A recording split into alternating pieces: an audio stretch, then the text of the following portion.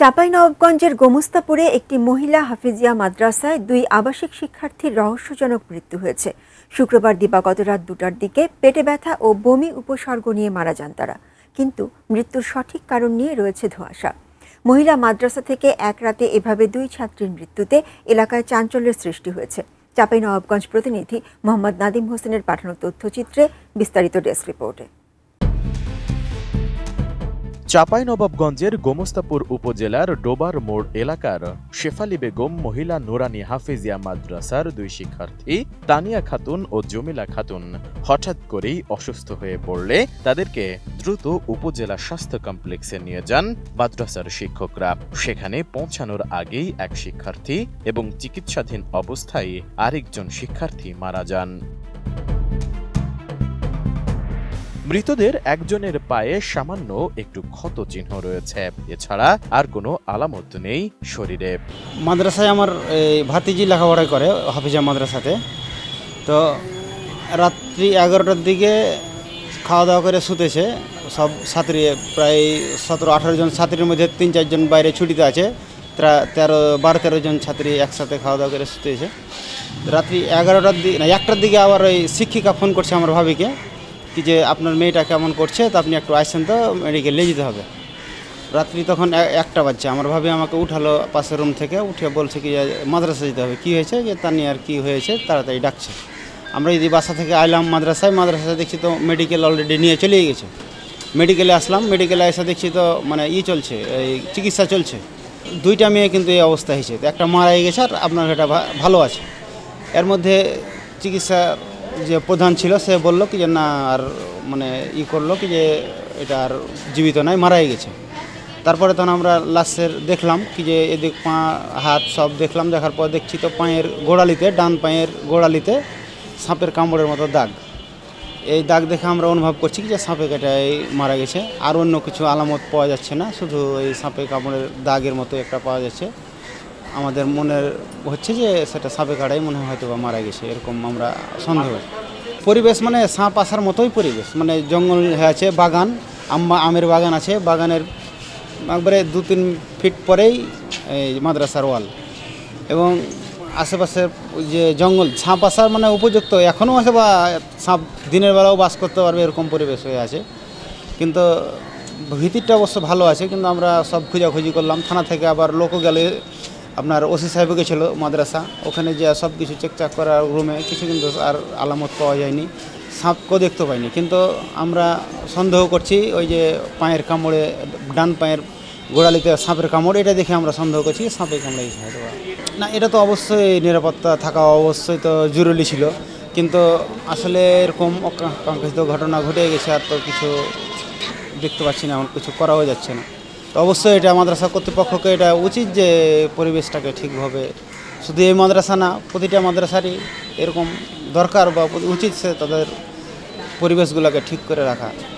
আজকে একটা ঘটনা ঘটলো, আমার মেয়ের ঘটনা ঘটলো, ভাতিজির ঘটনা ঘটলো, কিন্তু আরও তো মাদ্রাসা চলবে। আমি সবাইকে দৃষ্টি আকর্ষণ করতে চাই যেন এরকম পরিবেশ না রাখে, এবং পরিবেশ সুন্দর রেখে যেন ছাত্রছাত্রীকে লেখাপড়া শিক্ষা দান করা হয়, এটাই আমি।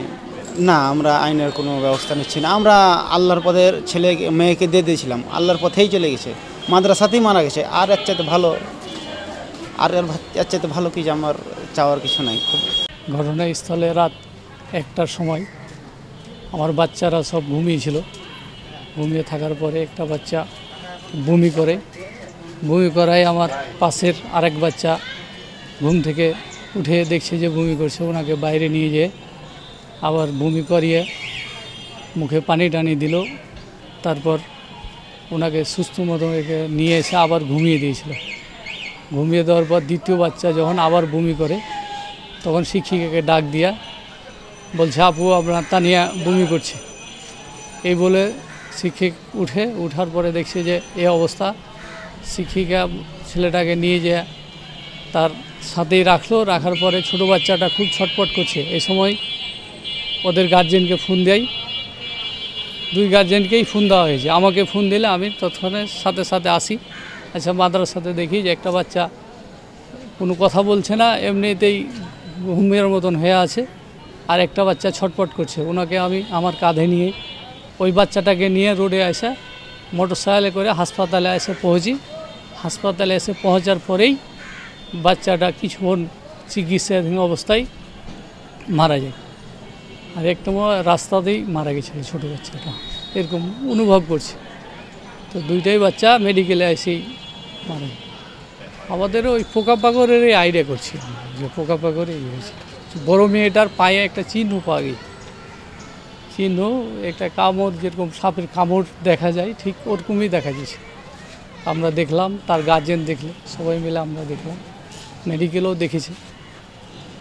আমাদের মাদ্রাসা তো একবারে পরিষ্কার ক্লিন, আশেপাশে আছে। এখন এই বাসার পিছনে তো গাছ আছে, বাগান আছে, আমের গাছ আছে, এগুলো তো ক্লিন পরিষ্কার। প্রাণ ইউএইচটি মিল্ক, শুদ্ধতায় ও মমতায় সবসময় সেরা স্বাদে। পরে স্বাস্থ্য কমপ্লেক্স থেকে 2 শিক্ষার্থীর মরদেহ উদ্ধার করে ময়নাতদন্তের জন্য 250 শয্যা বিশিষ্ট জেলা হাসপাতালে পাঠায় পুলিশ।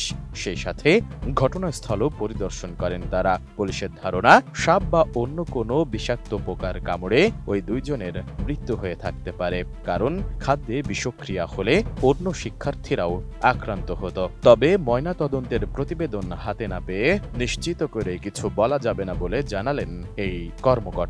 এ পর্যন্ত বাহ্যিক দৃষ্টিকোণ থেকে যেটুকু দেখছে ধারণা হচ্ছে যে বিষক্রিয়া, যেহেতু সবাই ঘুমেছিল, 2 জন বিষক্রিয়া আক্রান্ত হলো, বাকিরা হলো না, 2 জন হলো, স্বাভাবিকভাবে একটা প্রশ্ন এসে যায়। এই জন্য নিশ্চিত হওয়ার জন্য তাদের মর্গে প্রেরণ করা হয়েছে। ময়নাতদন্তের রিপোর্ট আসলে নিশ্চিত হওয়া যাবে, অপেক্ষা হচ্ছি, যাচাই করছি।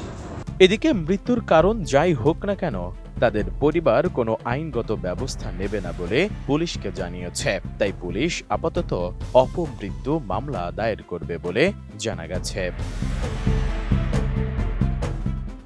Desk report, ATN news.